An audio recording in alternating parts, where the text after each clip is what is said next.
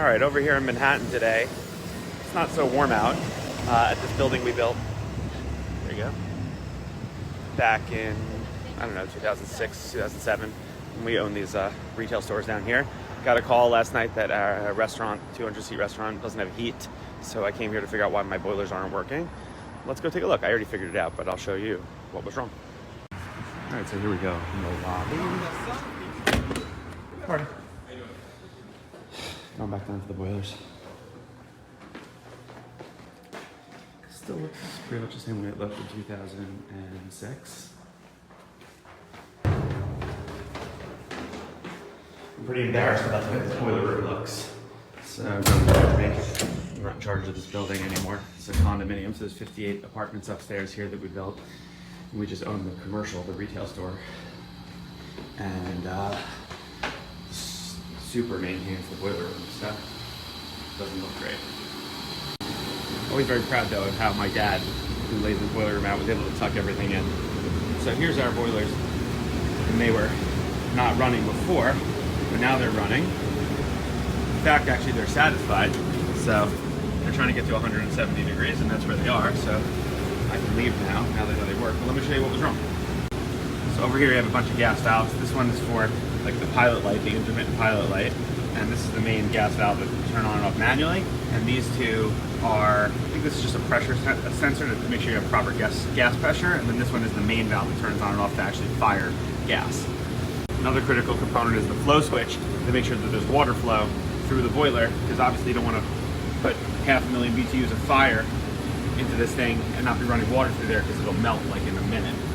So inside the covers are the controls, and this is the piece that lights up the intermittent pilot. And then these are basically all relays and such that control everything and have all these safeties. So what I figured out here was that the pilot lit, no problem. However, it didn't take the next step. So the next step would have been to turn on the larger valve and fire the gas. So typically, if you want to figure something like that out, you would take a look at the wiring diagram. I will point out I had to come over here and open this up, because before I could verify anything, I wanted to run the boilers through a reset, which required opening this, removing the power, which kills the power to the boilers. And this is the boiler controller, it's like the thermostat. You can see right now, it's trying to target for a 166 temperature, and the current temperature is 169, so the boiler system is happy and off. But here's the one for the condo. If it was looking for heat, it would have this little icon, and 1 and 2 means it's trying to fire 2 stages of heat, and it's got a pump running. In my case, we have a pump running, but no heat. So once I verified that I had the pilot light lit after I'd done the whole reset, I knew, okay, we're not locked out, it's not stopping us from getting gas, but for some other reason it's not firing. So I had to look at this chart, which came off the cover. I haven't looked at these in a long time, and just basically start tracing things. So you always want to start like in the order of operations. And so this was the piece that lights the pilot light. So I followed the wiring for that. It's over here, number 5. And what's next after the pilot light? So the pilot light was lit, so we know that worked. So we follow the line and we go, oh, what's next? Okay, what's next over here is number 8. So we look at number 8 on the chart, and it says flow switch. Well, that's interesting. Why would the flow switch have a problem? Because I definitely have water. So a big lesson there, never make assumptions. In the case of this boiler room, we've got pumps on either side of the boilers. And then I've got, let's see if I can get myself in the shot with it. Up here on the ceiling, I've got 2 pumps. And I took a look and I'm like, oh boy, looks like the pressure's a little low in those pumps. So the next thing I did is came over here, this blow-off valve, just opened that up and made it shoot some water out. And at first I was like, oh, there's water there, everything's fine. And I thought about it for another minute. I'm like, you know, let me run the water for a while. And when I did that, it turned out I started to get air, there was no water. So I realized that I gotta have a water problem. Over here's the makeup water system for the whole boiler room. It goes up and over, you gotta trace the pipes out. I haven't been in here in a couple of years.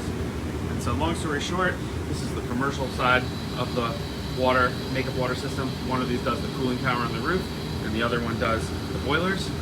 Did a little bit of reverse engineering to remember where everything is, and I found that this valve right here was off, hooked up to that expansion tank.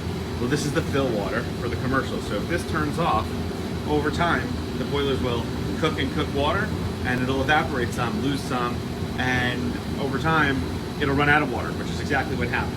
So all I did was turn this on, And then I came over and I opened up these valves, these block valves, one here and one there, and slowly drained out the air in the system and replaced it with water. And within 30 seconds, the boiler fired right back on by itself. So sometimes I'm a real estate developer, sometimes I'm a builder, sometimes I'm just a handyman.